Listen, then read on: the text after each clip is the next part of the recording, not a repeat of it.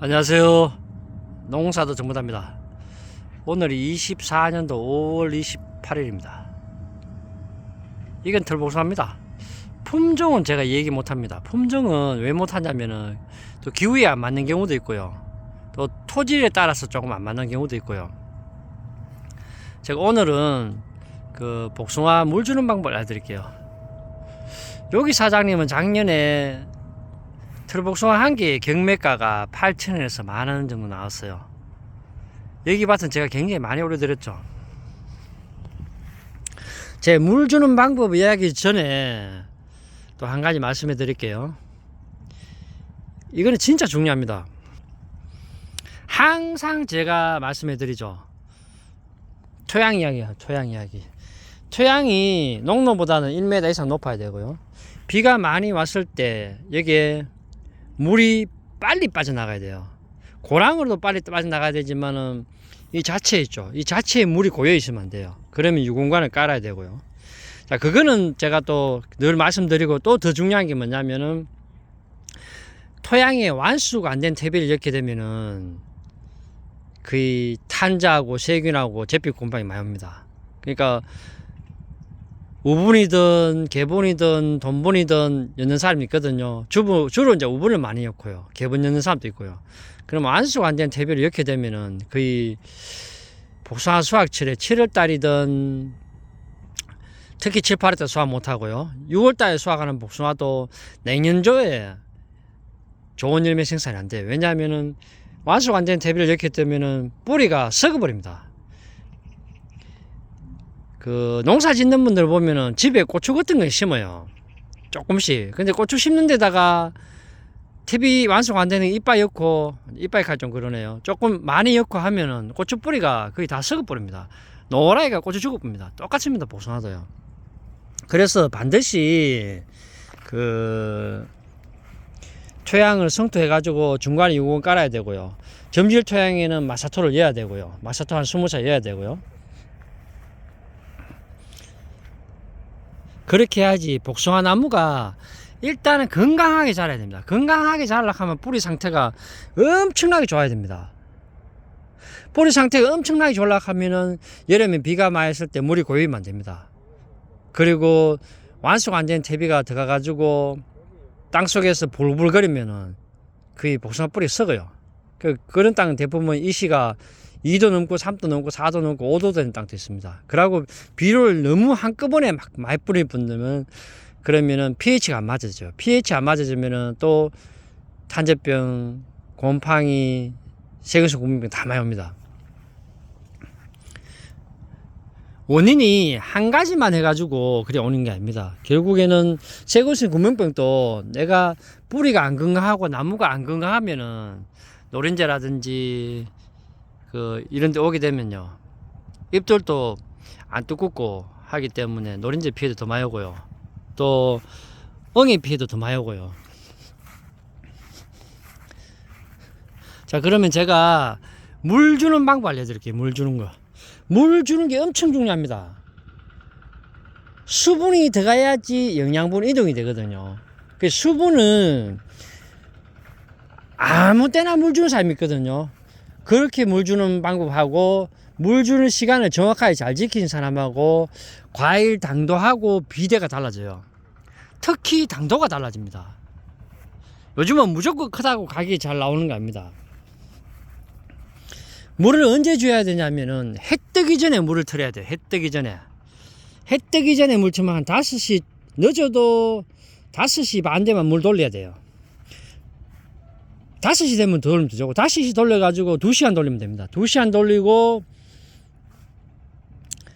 내일 또 2시간 돌리고, 비가 안 오면 3일 연속 돌리고, 그 다음에 한 5일에서 6일이나 7일 쉬다가 또 물 주면 됩니다. 근데 물 주는 방법이 그냥 점적보다는 스프링클러라든지 분소수가 좋아요. 근데 물이 이 스프링클러 있죠? 이 스프링클러, 이 물이 한 방에 이까지 와야 돼, 이까지. 한 방에 지금 보시면은 요 6m 고랑이거든요. 딱 중간까지 와야 됩니다.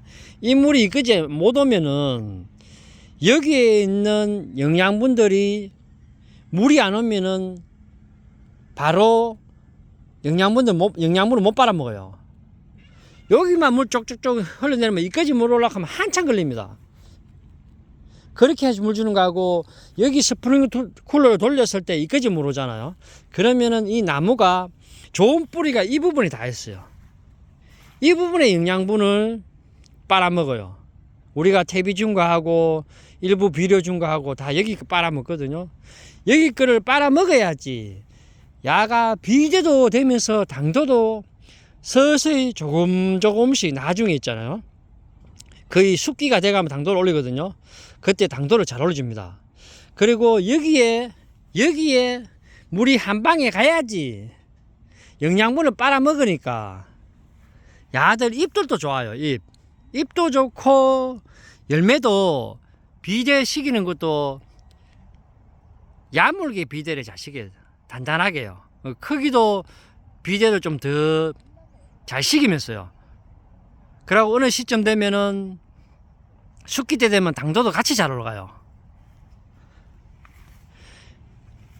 제가 이거 간단하게 설명드리면은 좀 잘 이해 못 하시는 분도 있어요. 쉽게 얘기를 할게요. 사람으로 말할게요. 사람이 요즘 날씨가 더운 시절에 아침에 10시대가 나와가지고 11시, 12시, 1시, 2시, 3시, 4시까지 일하는 거 하고요.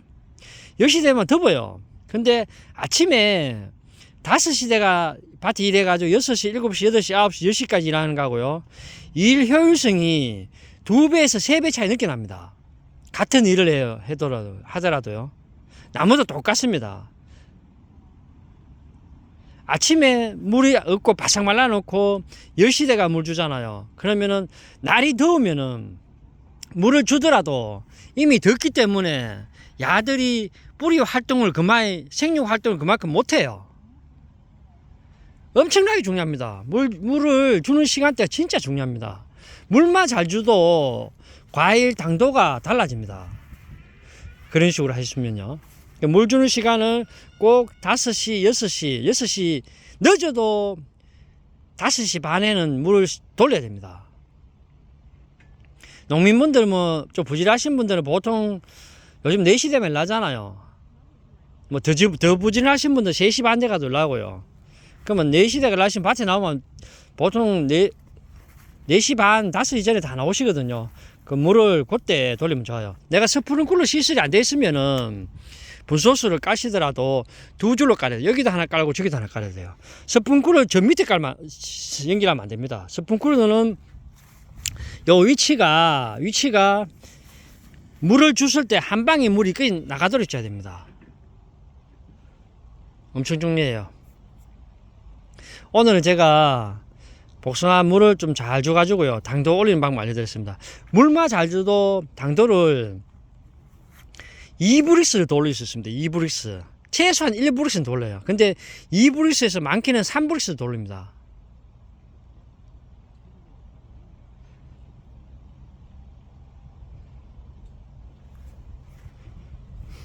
농사 짓는 고생 많습니다. 또 물 관리 잘 하셔가지고요.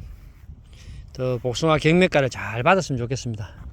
여기는 지금 결과지 한 개만 합니다. 복숭아 엄청나게 커요. 진짜 큽니다. 지금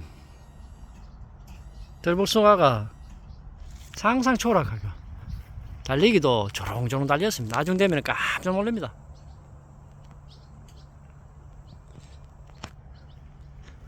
8m는 추천 안 합니다. 8m는 농사 짓기 굉장히 힘들어요. 8m는 저는 오히려 새로 시작하신 분들은 8m 안 하는 게 좋다고 봅니다.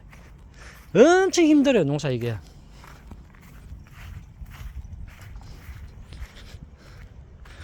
풀을 키우는 게 좋아요. 풀을 깎는 것보다 키우는 게 좋습니다.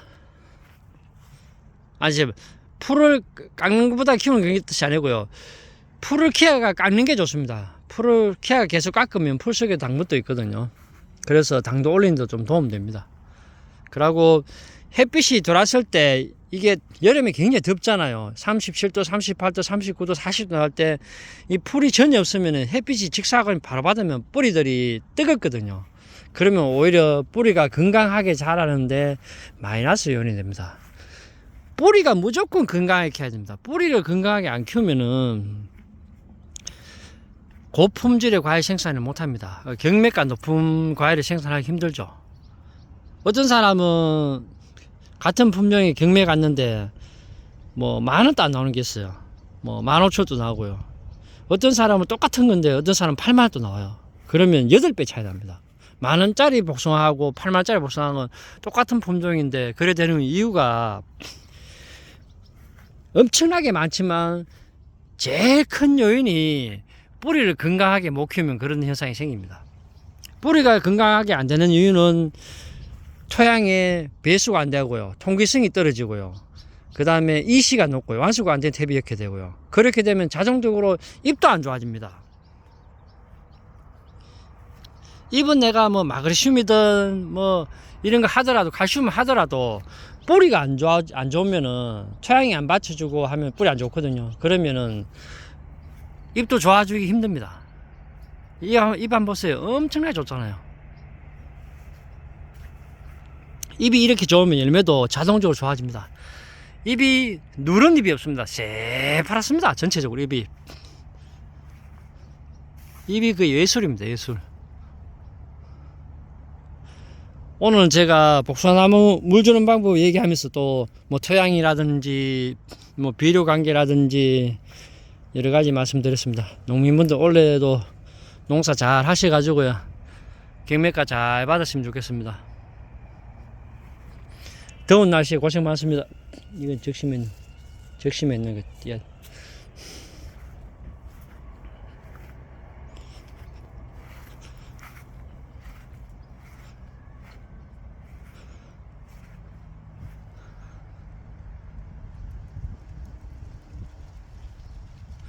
뿌리만 건강하면 방제 자금을 오히려 훨씬 적게 해도 그 나무가 건강하기 때문에 병충해 이기는 힘이 강해요. 그러면은 고품질 복숭아 수확하는데 도움 많이 됩니다.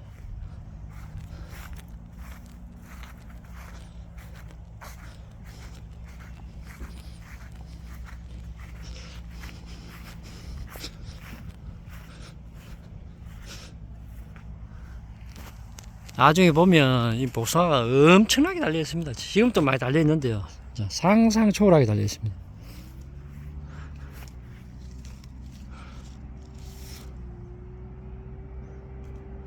적심에 대해 제가 얼마 전에 한번 올렸고 이런 거 다 적심했거든요. 요거 적심을 해야 되는 이유가 뭐냐면은 요 노란 잎 있죠. 이걸 실질적으로 과일 비대식으로 당도 올리는데 크게 도움이 안 돼요. 요것도 지금 그래서 어느 정도 크기가 되면은 요걸 위에 잘라줘야 됩니다. 잘라줘야지 야들이 이런 잎들이 결국에는 이 복숭아 비대도 시고 당도를 올립니다. 적심은 그때그때 다르기 때문에 딱 그 초보자분들이 하기가 상당히 힘들어요. 무조건 이렇게 짧게 자르면 안 돼요. 그때그때 맞춰가지고 다 해야 됩니다. 또 너무 짧게 잘라보면 또 야들 잎들이 일을 못하기 때문에 야가 또 비대식으로 당도 올리는데 힘들어요. 요 같은 경우는 지금 복숭아 달려 있잖아요. 그러면은 요게 심이 나오면요, 심 좀 나오면 잘라야 돼요. 지금 조금 더 커야 적심해야 됩니다.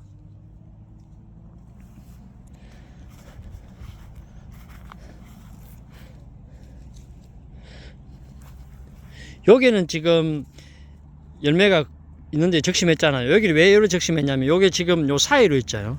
요 사이로 심이 나왔죠. 심이 나왔기 때문에 여기 맞춰 적심했어요. 요거 지금 진짜 중요합니다. 혹시 뭐 8m라든지 이렇게 하신 분들 이거 좀 도움 많이 될 겁니다.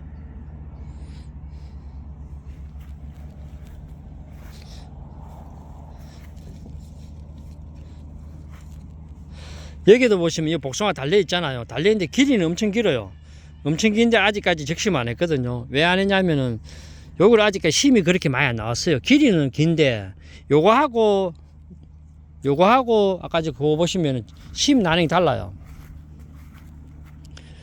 제가 보여줄까요? 지나가지고 찾겠나 모르겠네요.